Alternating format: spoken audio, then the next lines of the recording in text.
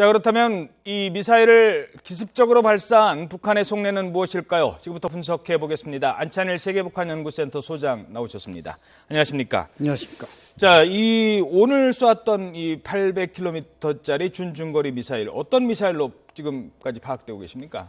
지금 노동 미사일로 파악되고 있는데 이제 리포트에서도 나온 바와 같이 이제 800km까지 날아갔다. 예. 그러나 이것은 이제 최대 사거리가 1,300km로서 우리 대한민국 영토 전부는 물론이고 일본의 이제 서부지방 도서까지 도달할 수 있는 비교적 중장거리 미사일이다. 이렇게 볼 수가 있습니다. 근데 보다 중요한 것은 여기에 이제 탑재할 수 있는 탄두의 무게가 약 700kg 이상을 탑재할 수 있다. 어허. 이런 측면에서 지금 북한은 소형화, 핵무기 소형화를 주장하고 있는데 뭐 본인 북한 측에서는 뭐 500kg 미만으로 소형화했다고 호언장담하지만 미국이나 중국 이런 대외적 시각은 약 800kg까지 소형화했다. 이렇게 지금 보고 있기 때문에 이번에 발사한 미사일에 최근에 김정은이 또 호언장담한 어떤 소형 핵탄두를 장착한 탄도를 날려보낼 수 있다. 이런 측면에서 이번 노동 미사일의 발사는 상당히 의미가 있다고 할 수 있습니다. 지난번에 스커드 미사일 얼마 전에 10일이었나요? 예. 쐈잖아요. 그거하고는 어떤 차이가 있나요? 이거 대기권 재진입하는 미사일입니까? 어떻습니까? 그거까지 이것은 아마 대기권 재진입 기술이 필요 없는 비교적 중단거리라고 볼 수 있는데 예. 그래서 지난번에 이제 황해 북도 지역에서 쏘았고 이번에 이제 평양 한 북방 50-60km에 있는 평안남도 숙천군에서 발사를 했습니다. 그러니까 북한에는 이미 이제 80년대 중반부터 이동식 미사일 발사 기지를 만들어 놨고 지금 그 미사일 발사 기지가 약 북한 전역에 한 20여 군데가 있습니다. 근데 이제 숙천에서 발사했다는 것은 그만큼 사거리를 더욱더 이제 목표물들을 가까이 하겠다 이런 의미가 있기 때문에 거기에 이제 우리가 포인트를 찍을 수는 있습니다. 저희 자료에 의하면 노동 미사일 발사가 약 2년 전에 2014년 3월 26일로 나오는데요. 네. 그동안에 많은 개발이 이루어졌다 이렇게 봐야 되는 건가요? 어떻습니까? 그렇죠. 미사일 북한은 지금은 뭐 오히려 중단거리보다는 이 장거리 ICBM 쪽에 이제 집중하고 있었고 그래서 지난번 2월 7일엔 또 이제 ICBM도 성공했다고 지금 북한이 호언장담하고 있지 않습니까? 그런데 이런 중장거리 이런 미사일들을 계속 발사하는 것은 최근 이제 김정은의 핵탄두 소형화 그리고 한반도나 일본을 사정권으로 두고 두는 이제 핵탄두 발사 실제 발사할 수도 있다. 이런 위협이 진행되는 가운데서 이런 것이 계속 지금 업그레이드 되고 있지 않습니까? 이제 예. 지적하신 대로 10일 전에는 스쿼드 계열 500kg짜리를 쐈고 지금 또 800kg. 아마 이제 이것이 이제 1000kg 대포동까지 가면 뭐 3000kg까지 이제 올릴 수 있겠습니다만은 과연 소위 태양절이라고 하는 4월 15일 전에 또 7차 당대회 열리는 5월 전에 어느 급까지 계속 가다가 이제 ICBM을 한 번 더 쏠지 그것은 뭐 북한의 지금 단계로 봐서는 계속 업그레이드 되고 있다 이렇게 봐야 할 것 같습니다. 그렇죠. 그러니까 이게 기존의 사거리를 계속 늘려가면서 이제 시험 발사를 하는 단계에 있고요. 노동 미사일 같은 경우는 800km를 날아가고 중량이 약 700km 탄두 중량이. 그렇죠. 그렇기 때문에 최근에 그들이 주장하고 있는 대기권 재진입 기술과는 무관하다 하더라도 핵탄두 소형화에 봤을 때 적어도 700km의 핵탄두는 여기에 장착할 수 있다는 얘기 아니겠습니까? 그렇죠. 바로 그 점이 이제 핵심이 되는데 예. 북한이 결국 700-800kg까지 핵탄두를 소형화했다면은 우리는 이 노동 미사일에 실어서 당신네들을 타격할 수 있다. 이런 이제 무력 시위의 의미가 이번 발사와 이제 직결되는 것입니다. 예. 아직까지 대기권 그들이 그렇게 주장하고 있는 나갔다가 대기권 밖에서 그 고열을 견디고 목표 지점에 다시 들어오는 대기권 밖에서 재진입하는 이 기술은 어느 정도까지 와 있다고 보십니까? 북한 스스로는 뭐 자기네가 완성했다 이렇게 말하고 있지만 지금 외부에서 보는 시각은 그것은 아마 세계 강대국들 즉 미국이나 프랑스나 뭐 러시아나 이런 나라들이 가지고 있는 기술을 과연 북한이 개발했겠느냐. 이제 지적하신 그 대기권 재진입 기술이라는 것은 대기를 벗어나서 우주권을 비행하다가 다시 대기권으로 재진입할 때 즉 이제 그 탄두가 하강할 때 거기서 이제 그 대기권에 진입하면 산소와 결합하면서 6,000 내지 7,000도의 고열을 견뎌내야만 됩니다. 과연 북한이 기술로서 또 원자재를 가지고 그런 기술을 개발했겠느냐 이런 데 대해서는 회의가 많지만 북한이 이 분야에 대해서 지난 한 5, 60년간 천착해 왔다고 볼 때 그것을 또 무시할 수도 없는 그런 일이라고 해야 합니다. 예. 자, 그리고 또 하나 오늘 저희 왕선태 특파원이 앞서 전해온 소식에 의하면 지금 ICBM 얘기를 하고 있습니다만 SLBM 이른바 잠수함에서 쏘는 그 미사일 있지 않습니까? 그렇죠. 잠수함에서 발사하는 미사일 기술을 업그레이드 시켰다.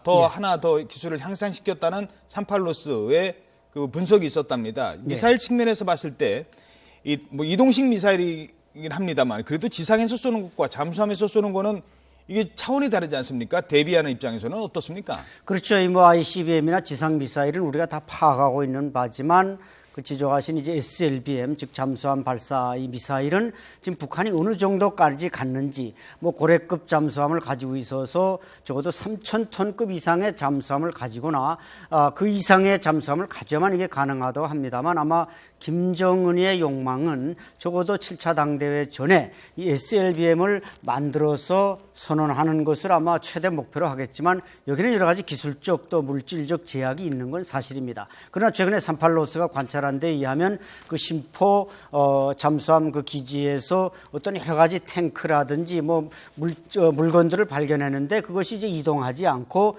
계속 뭔가 조립식으로 가고 있는 이런 모습을 본다고 할 때 그것이 발견됐다고 할 때 결국 북한도 지금 이 SLBM 발사의 이 개발에 상당히 투자하고 여기에 역량을 집중하고 있는 것이 이제 확인이 된 셈입니다. 그러니까요. 저기서 노동 미사일을 만약에 800km를 쏴댄다면 지금 일본도 사실 안전하지 않는 이런 상황이 되지 않겠습니까? 잠수함이라는 거는요. 그리고 이게 뭐 예를 들어서 오늘 쐈던 뭐 평안북도 어디가 아니라 배를 타고 그냥 그 수중에서 어디든지 이동을 해서 쏘기 때문에 ICBM이 굳이 아니더라 하더라도 어느 정도 미국 본토의 하와이 근처에 가서 800km 지점에서 쏜다면 그거는 충분히 가능한 거 아니겠습니까? 그렇죠. 이 SLBM의 핵심 기술은 바로 사출 능력 아니겠습니까? 어떻게 보면 ICM보다도 더 간단하다면 또 간단할 수도 있는 게 SLBM이기 때문에 북한이 이 SLBM의 이 역량을 집중하는 것은 그야말로 우리 어떤 킬체인이나 사드나 이 모든 것을 무력화시키겠다는 건데 어쨌든 북한이 지금 그 90년대 중반에 이제 러시아로부터 중고 잠수함들을 갖다가 그것을 고래급으로 지금 재조립해서 쓰고 있는데 최근에 그 38로스는 북한이 그 이상급 3,000톤급 이상의 잠수함 개발에 이제 아주 모든 역량을 집중하고 있다 이런 걸 보면은 적어도 북한이 뭐 우리 지금 대외적인 시각은 한 2, 3년은 가야 북한이 SLBM을 완성한다 이렇게 판단하고 있습니다만은 그 시간을 앞당겨서 1, 2년 안에 또 최근에 이것을 개발할 수만 있다면은 이것도 커다란 위협이 되는 것입니다. 예.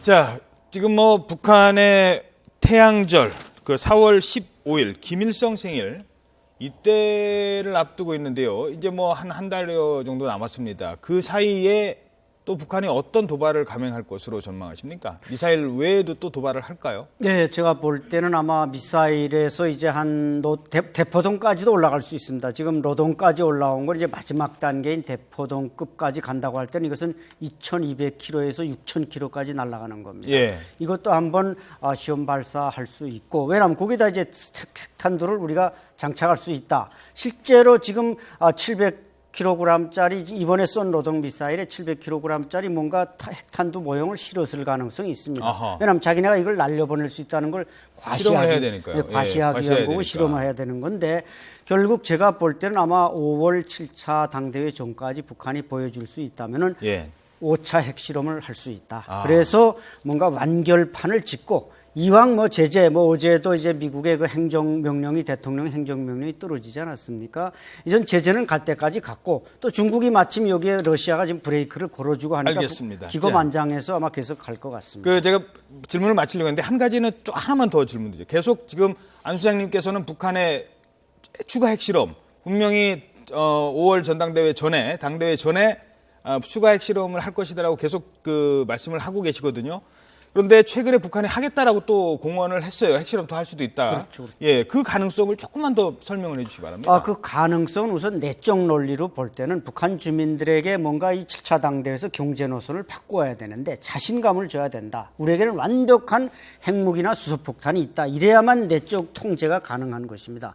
그리고 또 국제적인 관점에서 보면은 김정은으로서는 이제는 갈 때까지 갔고 제재도 한계 부딪혔고 사실 유엔의 제재라는 건 회초리에 불과하고 이 미국의 어제 오바마 대통령이 내린 그 행정명령이 진짜 몽둥이입니다. 예. 근데 이 몽둥이를 드니까 또 중국, 러시아가 반대하고 있지 않습니까? 예. 이런 국내 국제 정세를 김정은이가 교묘하게 바로 이용하기 때문에 아하. 적어도 5차 핵실험은 뭐 4차 핵실험에 의해서 해도 된다. 이런 기고만장한 김정은의 어떤 그 충동 조절 장치 파괴이기 때문에 얼마든지 가능하다고 그 봅니다. 말씀하신 5차 핵실험은 기존의 우리가 분석의 문법을 다 깨는 겁니다. 3년 만에 하던 거 깨고요. 그렇죠. 제재가 조금 어느 정도 약해졌을 때 했던 핵실험을 느닷없이 그것도 제재 시작하자마자 보란 듯이 한다. 이거는 조금 차원이 좀 다를 것 같아요. 그렇죠. 차원이 다르고 아마 이번에 해가지고는 무조건 ICBM에 실을 능력이 된다. 심지어 좀 더 북한이 과장한다면 SLBM에 실을 수 있는 소형화 실험도 동시에 했다. 뭐 이렇게 해서 자신들의 위력, 무력 시위를 보다 과거와는 다른 차원에서 아주 멀티 무력 시위를 할 가능성이 있다는 것입니다. 알겠습니다. 네, 지금까지 세계북한연구센터 안찬일 소장이었습니다. 고맙습니다. 감사합니다.